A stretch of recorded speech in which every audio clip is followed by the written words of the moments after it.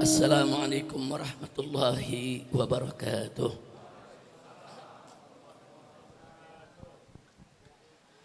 Bismillah, walhamdulillah, wassalatu wassalamu ala rasulillah wa ala alihi wa sahbihi wa mawala. Amma ba'd. Siyadatul habaib asy-syurafa wa sa'adatul ulama'il fudala wa jami'il hadirin al-ahibba'il a'izza rahimakumullah. Alhamdulillah, acara demi acara sudah kita lalui pada peringatan Maulid Nabi alaihi salatu wassalam kali ini. Mudah-mudahan kumpulnya kita pada malam hari ini menjadi penyebab turunnya rahmat dan barakah. Amin ya rabbal alamin. Ahibail kiram, betul tadi yang dikatakan oleh Bapak Menteri Budaya itu Pak Fadlizon, bahwa malam hari ini kita memperingati Maulid Nabi, hari lahir Nabi yang ke-1500. Oh, bagaimana ngitungnya saudara? Nabi diangkat menjadi Rasul usia 40 tahun. Nabi dilahirkan di tahun gajah. Usia 40 tahun beliau diangkat menjadi Rasul. Kemudian selama 12 tahun beliau dakwah memantapkan akidah di kota Mekah. Genap berusia 52 tahun beliau hijrah ke Madinah. Nah, begitu beliau hijrah, itu yang kita sebut tahun hijrah pertama, tahun 1 hijrah. Dan Nabi hidup di kota Madinah selama 11 tahun. Nabi wafat di tahun ke-11 pada usia 63 tahun. Jadi perhitungannya saat ini kita berada di tahun 1448 Hijriah. Hitungnya mulai Nabi hijrah. Nah, sebelum Nabi hijrah di Mekah umur Nabi 52 tahun. Nah, kita jumlah 1448 ditambah 52 berapa? 1500 ya ikhwan. Nah, jadi sekali lagi, ya, hari ini kita memperingati hari lahir Nabi yang ke-1500. Biasanya FPI setiap tahun selalu ditulis tuh kalau lagi peringatan Maulid. Nah, selalu ditulis peringatan Maulid tahun ke-1490, 1492, 1493 dan seterusnya. Nah, baiklah. 1500 tahun sudah berlalu dari lahirnya kita punya Nabi alaihi salatu wassalam. Dan ini menjadi pelajaran buat kita semua bahwa selama 1500 tahun dari kelahiran Nabi, alhamdulillah sesuai yang Allah janjikan kepada Nabi, warfa'na laka dzikrak, bahwa Allah selalu meninggikan, itu mengenang nabinya, menyebut nabinya, nama Nabi selalu digemakan, digaungkan, ditinggikan oleh Allah Subhanahu wa taala. Adanya peringatan-peringatan Maulid di seluruh dunia, di berbagai belahan dunia, ini juga merupakan bagian daripada warfa'na laka dzikrak. Alhamdulillah. Langsung saja ya ikhwan, pada malam hari ini kita masuk ke tema peringatan Maulid kali ini yang ditetapkan oleh panitia dari Dewan Pimpinan Pusat Front Persaudaraan Islam, yaitu dengan revolusi akhlak menuju NKRI bersyariah yang berkah. Dengan revolusi akhlak. Apa sih arti revolusi? Revolusi itu adalah perubahan yang cepat. Perubahan yang cepat dan sangat mendasar dalam suatu bidang, saudara. Itu disebut revolusi. Apakah itu revolusi pendidikan, revolusi industri, revolusi sosial? Jadi kalau ada perubahan cepat yang mendasar dalam suatu bidang, itu disebut revolusi. Nah kemudian revolusi apa yang kita kehendaki? Revolusi akhlak. Apa sih sebetulnya mana akhlak? Nah kalau kita kembali kepada definisi para ulama-ulama salaf kita, akhlak itu tidak lain dan tidak bukan diartikan perilaku, perangai, karakter, tabiat yang melekat pada diri seseorang, saudara. Baik perangai itu baik maupun perangai itu buruk, saudara. Makanya ada akhlak mahmudah, akhlak yang terpuji, ada akhlak mazmumah, ada akhlak yang tercela. Jadi kalau disebut revolusi akhlak, maksudnya adalah kita melakukan perubahan cepat yang mendasar dalam urusan akhlak. Bagaimana kita bersama-sama melakukan perubahan dari akhlak yang buruk kepada akhlak yang baik, dari akhlak tercela kepada akhlak yang terpuji. Itu yang dimaksud revolusi akhlak. Lalu pertanyaannya, saudara, mau kemana kita dengan revolusi akhlak tersebut? Dalam tema disebutkan menuju NKRI bersyariah. Banyak orang mendengar NKRI bersyariah, saudara, yang anti Islam atau Islamofobia. Oh, mereka marah, mereka kalang kabut. Katanya kita pengen dirikan negara Islam. Kita dituduh mau ganti Pancasila. Kita dituduh mau melakukan tindakan subversif. Semua itu fitnah. Yang dimaksud NKRI bersyariah, NKRI, Negara Kesatuan Republik Indonesia.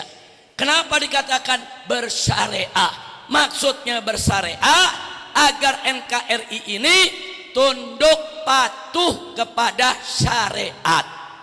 Syariat siapa?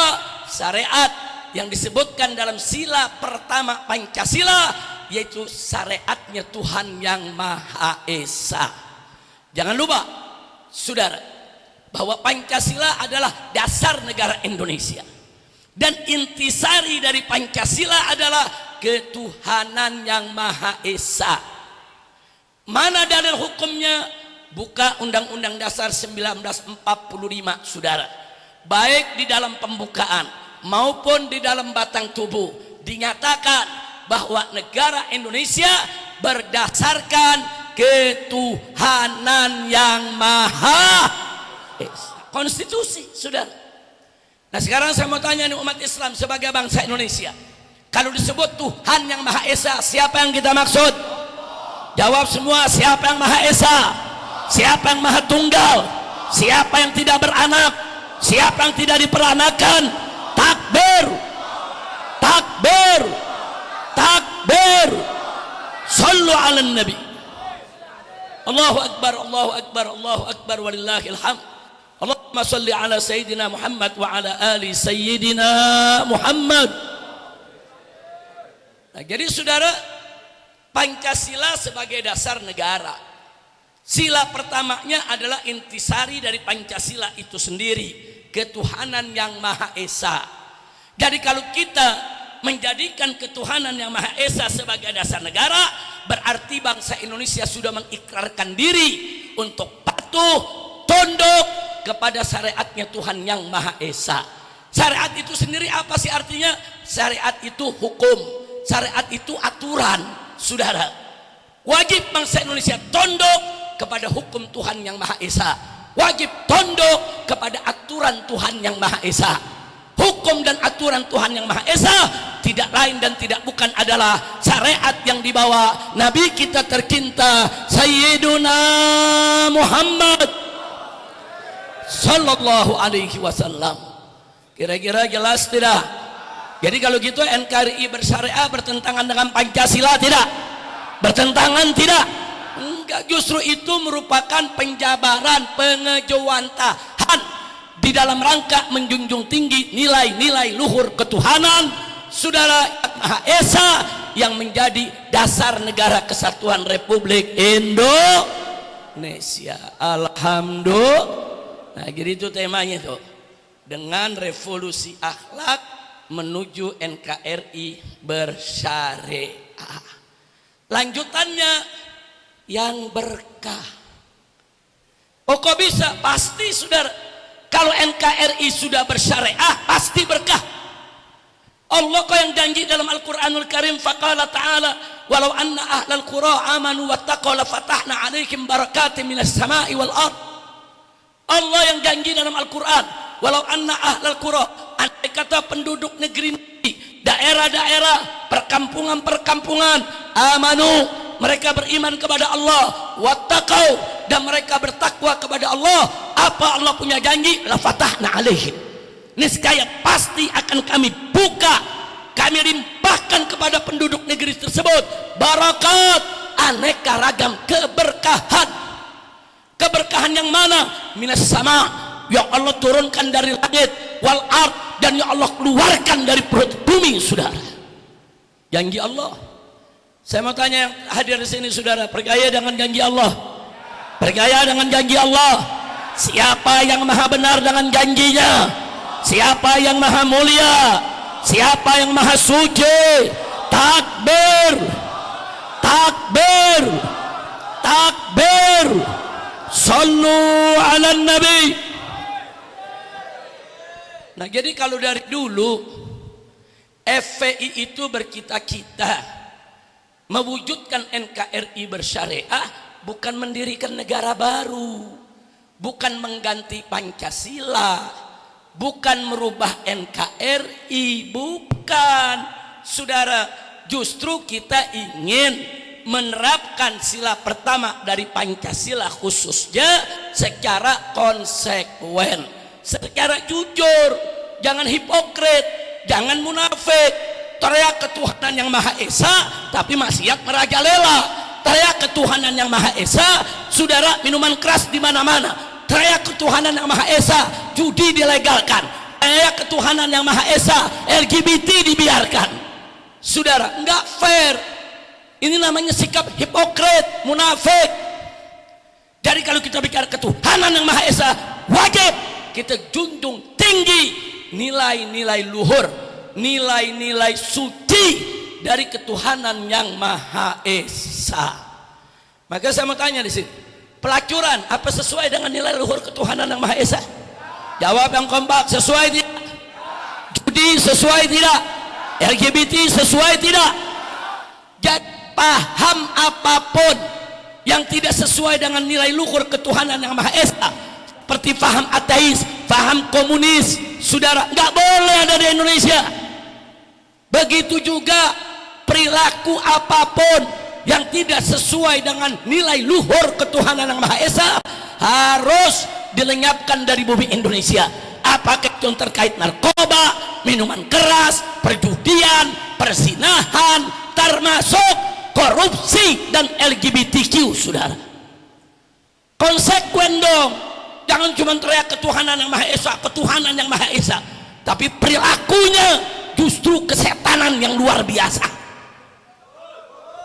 Sekarang saya mau tanya, kalau udah korupsinya gila-gilaan, baru satu jaksa aja korupsi 74 kilo itu emas.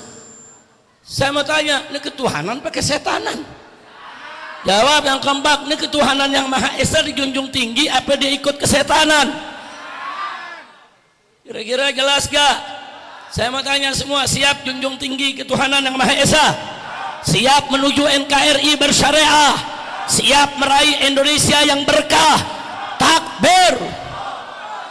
Alhamdulillah. Jadi itulah tema daripada maulid kita pada malam hari ini. Mudah-mudahan diwujudkan oleh Allah Subhanahu wa taala. Amin ya rabbal alamin.